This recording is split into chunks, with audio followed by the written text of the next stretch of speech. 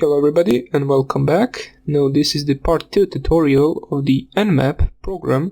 In the previous one I basically just show you what you can do with an IP address and what information you can gather only by knowing someone's IP address. And we also ran a simple scan on the Nmap scanning.org website, which basically allows us to do the scan there, so you should only be scanning either that site or any machine you do own, since Nmap scans could be illegal in your country. Also, before we begin, I just want to, let me just type here once again Nmap to show all the available options. Let me perform the same scan we did before, which is just Nmap scanme.nmap.org. And basically, if you wanted to, for example, write this to a file, you just specify two arrows right here, and then we call the file results.txt, for example. Now, this will take, as previous time, a few seconds, and it won't give us the output right here. It will basically save all of the output into a results.txt file. So it is useful if you, for example, run this scan for multiple hours and you don't need to keep the terminal open in order to see the scan. You can just basically save it into a file and you can access it anytime and anywhere. So you don't, for example, run a scan on multiple hosts and run it for 5 hours and then you accidentally close the terminal and basically the entire scan is lost and you need to redo it once again. So as you can see right here, the scan has finished and it hasn't given us any output. So let me just clear the screen and type here ls. And as you can see right here, we have the results.txt file. If we cat that results.txt file, we will get the same output that we got in the previous video with our results printed out into this file. Now, since we know that, we can delete this file right now and we can type here nmap once again. Now, I won't be scanning the scanme.nmap.org anymore. I will be scanning basically my Windows machine right now. So you can continue scanning this site. You can also scan the Metasploitable that we installed in the previous lectures. And you can also scan your host machine. Now, let me just show you. You can also scan yourself if we just check our IP address right here. 192.168.1.6 and you type here 192.168.1.6. I don't believe any port. Yeah, all ports, all 1000 scan ports are closed. So on this keh2 Linux virtual machine I'm not having any port open, and that should be on yours as well, for now on at least. And as I said in the previous video, the Nmap only scans the top 1000 used ports. So if you want to, for example, specify the number of ports you want to scan, or for example you want to scan all 65,000 ports, let me just find the option. Here it is, port specification and scan order. We can do that with -p. So how we do that? Well, basically we just type here nmap -p and then we type here 1 to 65,000 and we can just do 65,000 or we can do all 65,535. I believe that's how many there are.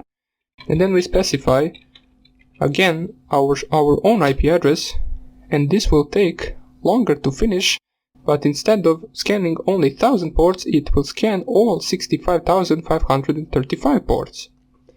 And it will finish relatively fast since we are scanning ourselves and it only finished in 1.5 seconds. So now we won't be scanning ourselves anymore since there is no point. So let me just find out what the IP address of my Windows machine is. So I will type here in my command prompt ipconfig, and the IP address of my host machine is 192.168.1.4. So I'll just type here nmap 192.168.1.4 and let's see how fast this will finish. It shouldn't take too much of our time. So let me just check here. Alright, it will finish and we can see there a few ports open right here. The NetBIOS, SSN, Microsoft DS and MS RPC, which are these three ports. They are all three open. As you can see, they're all over TCP. Now, for example, let's scan again my host machine.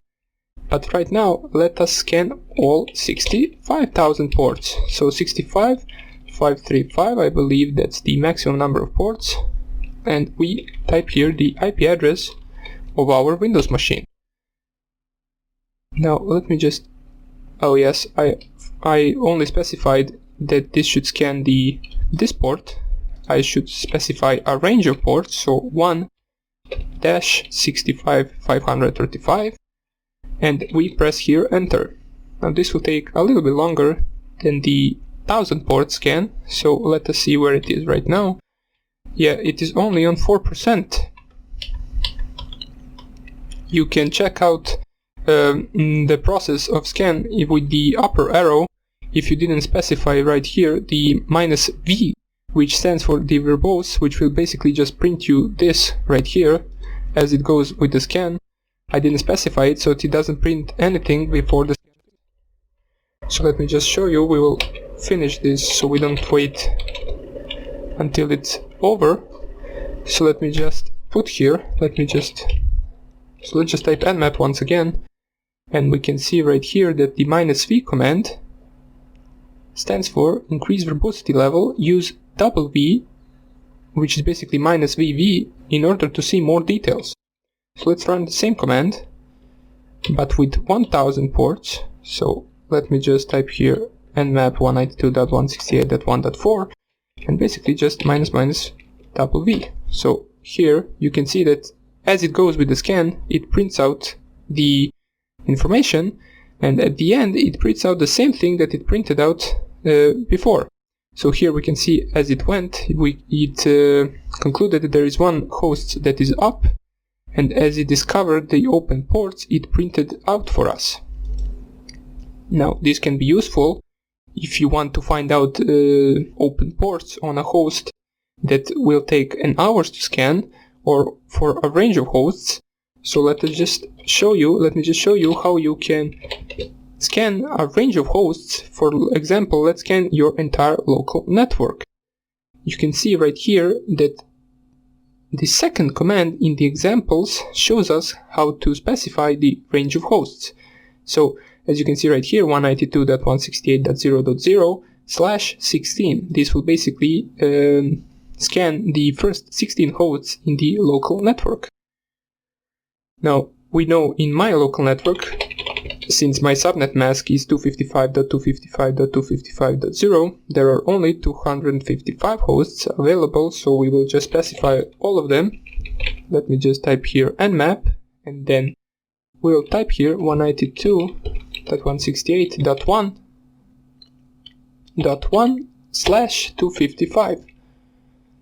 And let us just put here the F, the capital F, which stands for basically doing this scan faster, so we do not waste a lot of time. So let me just press enter right here.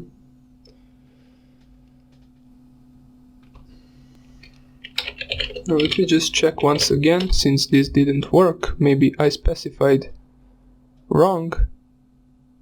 Well, basically gave me some error. Let me just redo this command, but not like this. Let me just type here instead of /, so right now it should work. But let's also add the option verbosity, so it prints us everything as it goes. We can see that it actually finished relatively fast. That is probably because we specified right here the -F option, which basically makes the scan finish faster. And we can see that all of these hosts are down. We can see that between these two there was one that is up, which is .15. That is my laptop that is currently running. So as we go down here, it should we found our router. Here it is. So 192.168.1.1. It also found our Windows host machine, which is my current Windows 10 machine on as my host operating system. As you can remember, here are the 3 open ports on my host machine. It found my laptop, which only has the Apache 2 running on the HTTP port over TCP. And it also found our virtual machine, which is 192.168.1.6, which has none of the ports open. So the Nmap result finished with 255 IP addresses scanned, and 4 hosts were up, scanned in 6.06 seconds. Now, let's also, for example, if you want to write that into a file, you can do that with the double arrow command and also into the results.txt. As we saw in the previous video, it won't give you any output, but it will write your scan into the results.txt file, so you don't have to redo the scan once again later if you close the terminal.